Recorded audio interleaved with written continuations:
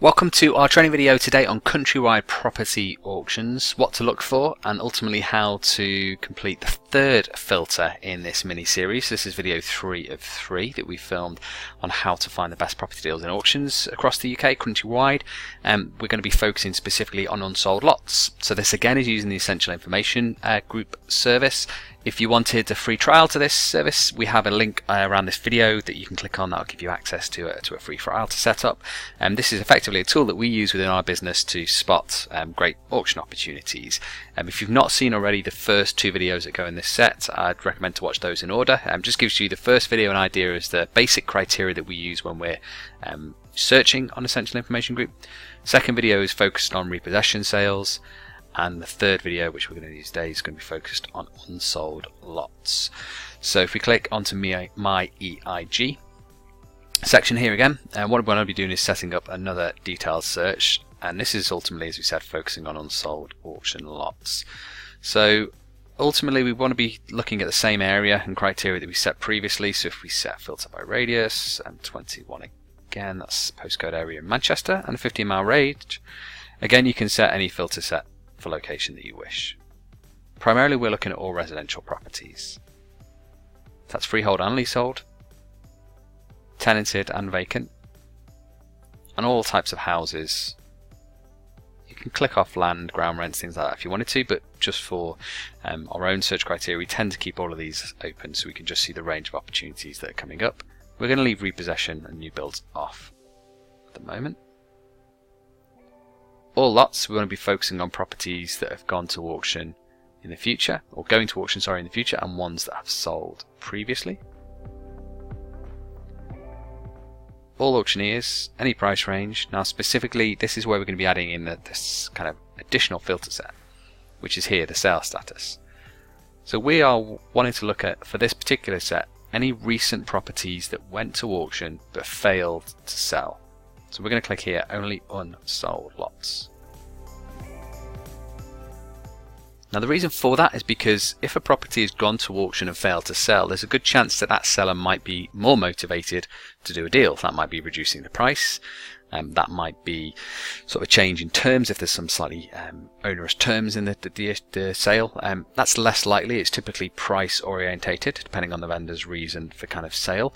And they may even be more amenable to sale speed and time frames if for any reason you're not able to complete on the particular details that are set out in the original auction listings. Again, that's less likely. It's typically guided by price, but the motivation ultimately is going to be there to sell because it's failed to sell initially on the first time round.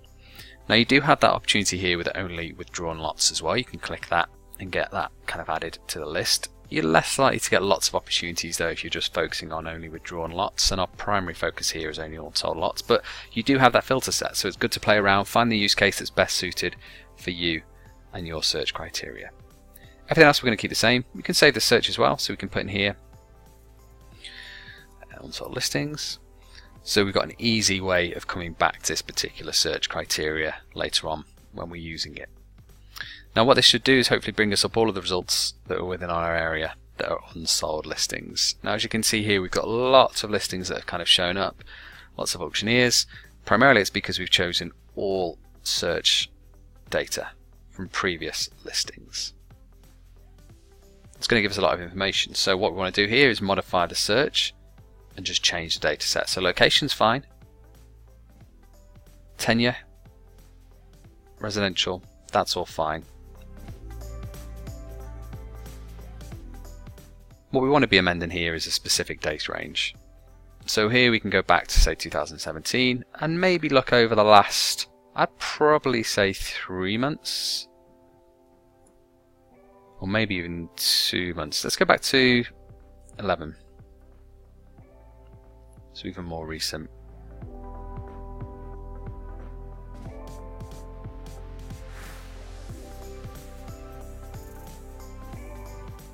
So a couple of months ago.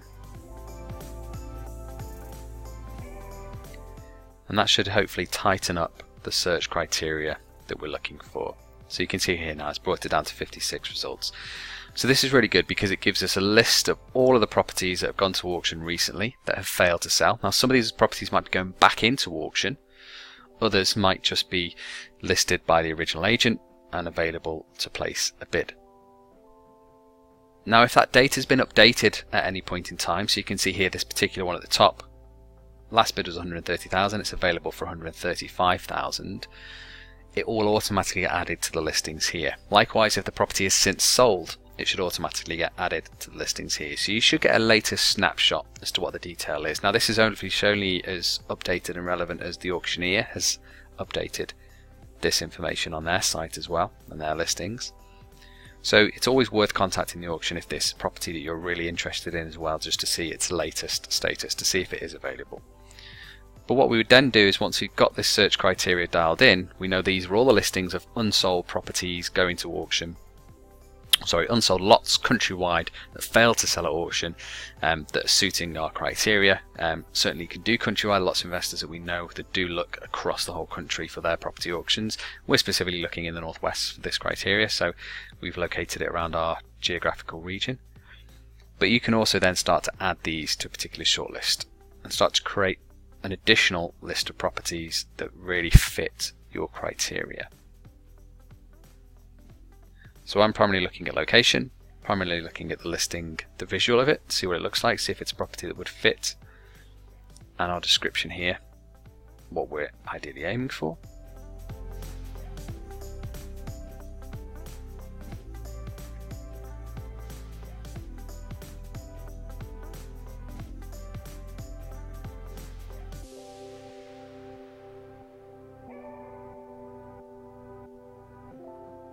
And it's as simple as that, going down the list and adding the properties to your original shortlist. Now you can remove them from the shortlist later on if it's a property that doesn't fit. This particular property here visually doesn't look great, and we know the area, Atherton, quite well. It's quite a high price for that property, and certainly a high price for the yield that we'd want to achieve on that property. So that's probably not a property that we would list and add to our criteria. But these ones would be.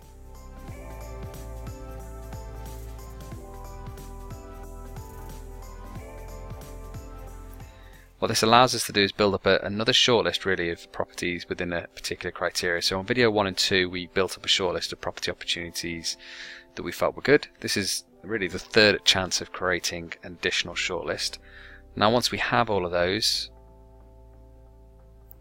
we can then start to progress to viewings and start to progress to looking at the legal packs for all the properties. I'm just going to pause the video here and just go through all of the properties that we think are suitable for our shortlist. Okay, so that's just to save you a bit of time. I've just highlighted all of the properties and added them to the shortlist here. So as you can see here, this one's unticked because it's not suitable really for the types of deals that we're looking at currently. But this one does look good. So we've added that to the shortlist. So same again, we click on our shortlist section here in the top right hand corner. That brings us to our initial shortlist page. We can then go through each individual listing, look at some of the data sets so we can see, okay, well, what's the search history? What's sold, on that street, what's sold locally for that area, and see if that property is one that's going to be a good fit for us, and then either keep it in the shortlist or remove it. Once we've done that, we can then convert it to a portfolio, same again here, and add in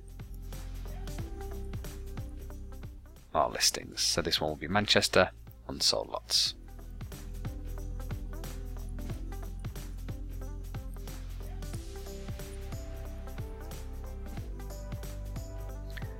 Click on save.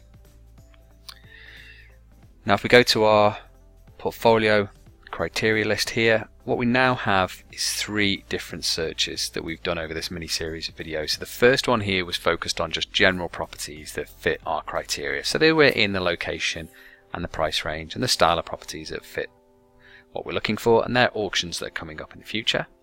Second one here was repossessions, so properties that specifically are repossessions that come into future auctions. And then the third is properties that have failed to sell at auction. This combined gives us a total of just under 50 properties, just over 50 properties actually, that are potential opportunities that have gone to auction recently, and we wouldn't have really had this access to this shortlist in the same way that we can create it if we didn't use the kind of essential information group kind of tool. So it's a great way of really, if auctions are your kind of focus. If your criteria is to look at properties that are potentially going to auctions in your local area or countrywide, or you're looking for rundown properties or repossessions, whatever it might be, if auctions is your criteria, then we'd certainly say to kind of check out this tool. There'll be a link around this video to give you a free access to the site. Gives you a bit of a way to kind of have a play around, see if it's a good fit for you. EI Group also have an onboarding process, so they can show you one-on-one how to use the tool that's going to be best for your use case. Hopefully that helps though. Any questions, don't hesitate to ask, and look forward to catching up with you on future videos. All the best, take care.